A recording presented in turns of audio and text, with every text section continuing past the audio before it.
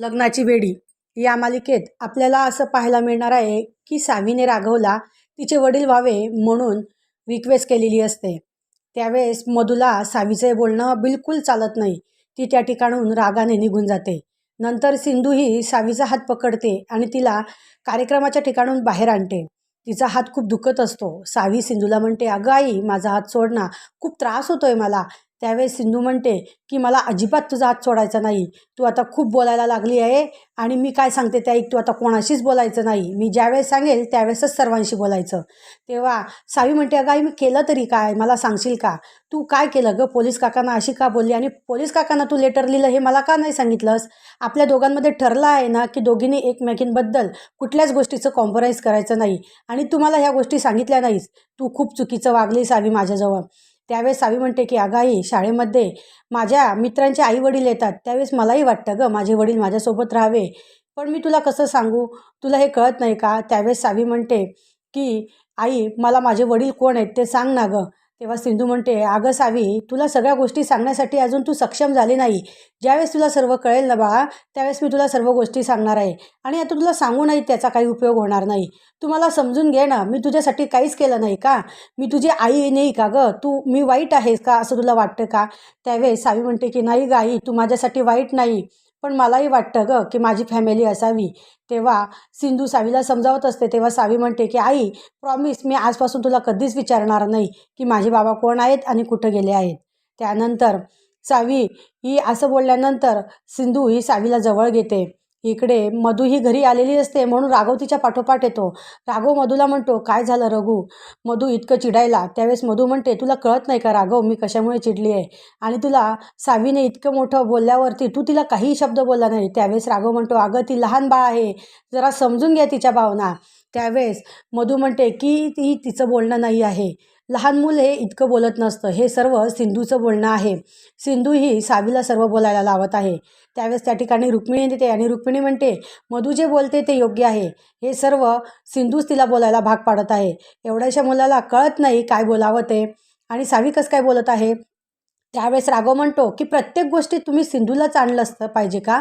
आणि तिलाच टॉर्चर करायला हवं का? त्यावेळेस रुक्मिणी म्हणते की तू पुन्हा पुन्हा सिंधूची बाजू का घेतो रे? तुला कळत नाही का ती आपल्या घराण्यामध्ये येण्याचा प्रयत्न करत आहे?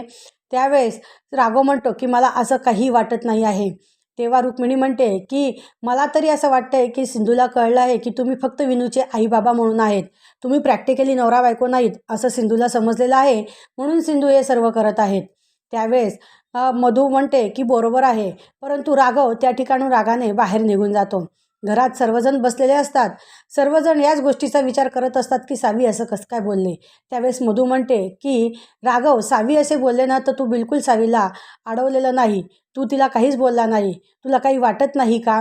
त्यावेळेस राघव म्हणतो की मी असं काही बोललो नाही, कारण ती लहान आहे. जरा तिच्या भावना तुम्ही समजून घ्याव्यात. तेव्हा पद्माकरसुद्धा म्हणतो की बरोबर आहे आणि यात सिंधूची काही चुकी नाही. तेव्हा राजश्री पुन्हा सिंधू विरुद्ध बोलू लागते. तेव्हा पद्माकर म्हणतो की झालंच का आता पुन्हा? तू सुद्धा तू तिच्याबद्दल तुझ्या मनात विष घोलायला लागली का? आणि घरातील म्हणतात की अजून सिंधू घरी आली नाही. त्यावेळेस ते म्हणतात की आता ती घरात कशाला येईल? तिने जर सर्वांसमोर आपली नाचक्की केली आहे तर आता तिला घरात यायची लाज वाटत असेल.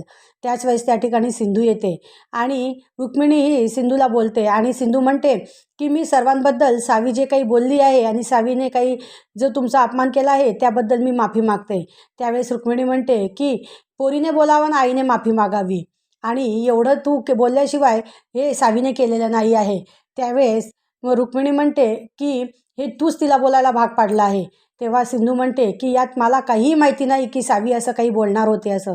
तेव्हा सावी म्हणते की हो, विनूची आजी, आईला याबद्दल काही माहिती नाही, आई खरं सांगत आहे. त्यावेळेस सिंधू सावीला म्हणते की तू मोठ्यांच्या भांडणीमध्ये पडू नकोस, तू काही बोलू नको. ती सर्वांना समजावत असते. मधू बोलते की तुला या घरात फक्त विनूची डॉक्टर म्हणून आणली आहे. तेव्हा सिंधू म्हणते की हो, मी या घरात फक्त विनूची डॉक्टर म्हणून आली आहे, बाकी मला कुठल्याही गोष्टीची काही संबंध नाही. त्यावेळेस ती राघवला म्हणते की मिस्टर रत्नापारखी आणि मिसेस रत्नापारखी, मी तुमची पुन्हा माफी मागते. सावी जे तुमच्याशी वागली त्याबद्दल माझा काही दोष नाही आणि ती तिच्या परीने जे बोलायचं ते बोलली. त्यावेळेस सिंधू सावीला त्या ठिकाणून घेऊन रूममध्ये निघून जाते. तेव्हा पद्माकर हा राघवला म्हणतो की राघव, जरा तू सावीला समजाव, कारण ती सिंधूकडनं एकटीकडनं समजत नसणार.